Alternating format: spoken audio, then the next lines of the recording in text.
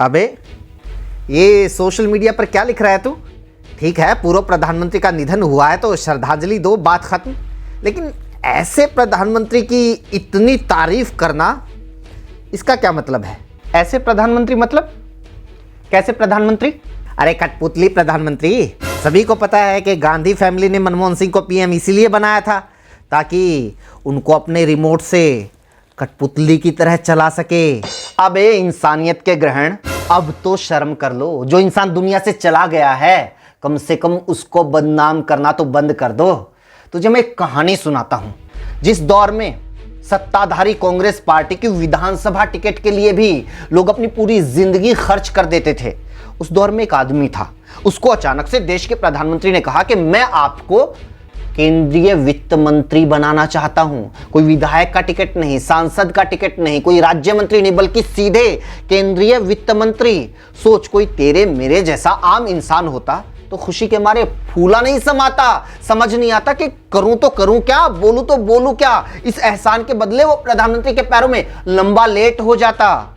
लेकिन वो आदमी ऐसा नहीं था। वो ये कहता कि अगर मैं वित्त मंत्री बनूंगा तो मेरी शर्त है कि मैं अपनी मर्जी से काम करूंगा, मुझे किसी की रोक टोक नहीं चाहिए। शर्त मंजूर है तो मुझे पद मंजूर है, वरना तो मैं जहां हूं वहां खुश हूं। पता है वो आदमी कौन था? कौन था? डॉक्टर मनमोहन सिंह। बता, देश के इतिहास में किसी एक भी नेता का नाम तुझे पता हो जिसमें ऐसी ठसक हो, ऐसा टशन हो, जो पद लेने से पहले, इतना बड़ा पद लेने से पहले अपनी मर्जी चलाने की शर्त रखता हो? अरे जिसे ना खुद कोई प्रॉपर्टी जोड़नी, ना कोई अपना बैंक बैलेंस बढ़ाना, ना ही अपने बच्चों का पॉलिटिकल करियर सेट करना। बता, ऐसा आदमी किसी की कठपुतली क्यों बनेगा? अरे जिसने अमेरिका से न्यूक्लियर डील करने के लिए अपनी पूरी सरकार को दांव पर लगा दिया, अल्पमत में होते हुए भी जिस आदमी ने छाती ठोक के कहा कि सरकार जाए तो जाए, डील तो होकर रहेगी। पता, ऐसा मस्त मौला आदमी, उसको कोई रिमोट से चला सकता है? हो, ऐसे ही मस्त मौला थे तो उस टाइम क्यों नहीं बोले जब राहुल गांधी ने उनकी सरकार का अध्यादेश फाड़ दिया था?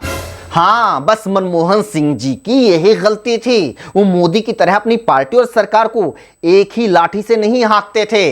इसलिए दागी नेताओं को बचाने वाले अध्यादेश पर उनकी सरकार और उनकी पार्टी कांग्रेस की अलग अलग राय थी। लोकतंत्र में अलग अलग राय होना अच्छी बात है। व्हाट्सएप से डाउनलोड हुई तुम्हारी बुद्धि को यकीन नहीं होगा, लेकिन 2014 से पहले इस देश में ऐसा होता था। पार्टियां अपनी ही सरकार को न सिर्फ सलाह दे सकती थी बल्कि उसकी आलोचना भी करती थी। लेकिन फिर भी अगर राहुल गांधी के फाड़े गए अध्यादेश की इतनी ही चिंता थी तो उस टाइम बीजेपी उस अध्यादेश का विरोध क्यों कर रही थी? बीजेपी को कहो कि ऐसा अध्यादेश फिर से जारी करके उसे लागू कर दे। अरे बीजेपी के पास लागू करवाने के लिए खुद के बहुत सारे अध्यादेश और कानून हैं। मनमोहन सिंह की तरह नहीं कि अपना कोई फैसला लागू ही ना करवा पाए। हाँ, बिना फैसला लागू किए ही इस देश को मनमोहन सिंह ने आरटीआई जैसा हथियार दे दिया जिसने भ्रष्टाचार की जड़ें हिला दी। बिना फैसला लागू हुए ही मनमोहन सिंह ने mid day meal, MNREGA, right to education, right to food जैसे कानून बना दिए, जिसकी वजह से आज हर बच्चा मुफ्त में पढ़ सकता है, जिसकी वजह से हर गरीब आदमी को राशन मिलता है। बिना फैसला लागू किए ही मनमोहन सिंह ने किसानों का 70,000 करोड़ रुपए का कर्जा माफ कर दिया।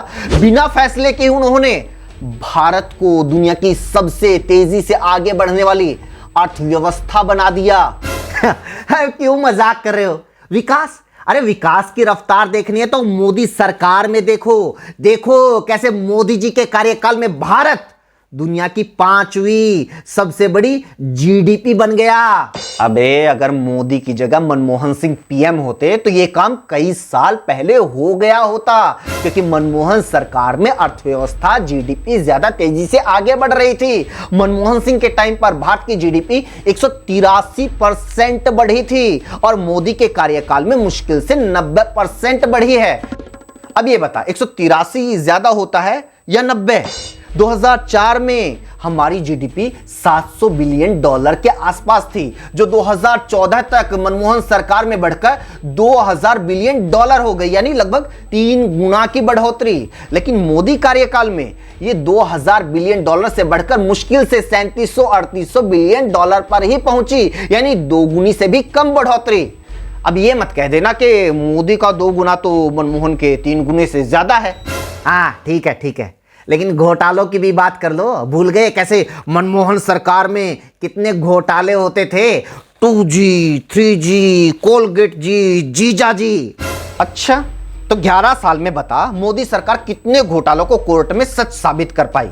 या तो घोटालों के जो आरोपी थे उनको क्लीन चिट मिल गई, या फिर सारे बीजेपी में शामिल हो गए। बता ना, वो कोयले वाले जिंदल, आदर्श सोसाइटी वाले अशोक चौहान, चिटफंड वाले हेमंत बिस्वा शर्मा, वो शुभेंदु अधिकारी, अजीत पवार, कितने नाम गिनवाऊं? वो सारे लोग कहाँ हैं? वो घर बैठकर एक एक जीरो बढ़ा बढ़ा के 2G घोटाला बनाने वाले विनोद राय कहाँ हैं?